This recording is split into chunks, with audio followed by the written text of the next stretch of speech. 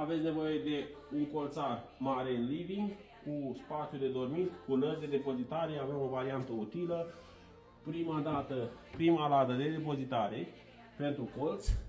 Avem partea stângă la 1,90 m, dar se poate realiza și în dimensiune mai mică, în funcție de spațiul care îl aveți, iar partea stânga-dreapta este de 3,10 m. Extensia modelului este la 1,40 m, iar aici avem a doua ladă de depozitare, unde puteți pune pernele. Lada este foarte încăpătoare, este din palme laminat alb, este cu partea de desubt plină, nu este cu PFL, este cu pal de 18 mm. Avem extensia 1,40 m, interior de 2,70 m, brațele au 20 cm, iar scândura din spate este tapizată cu burete.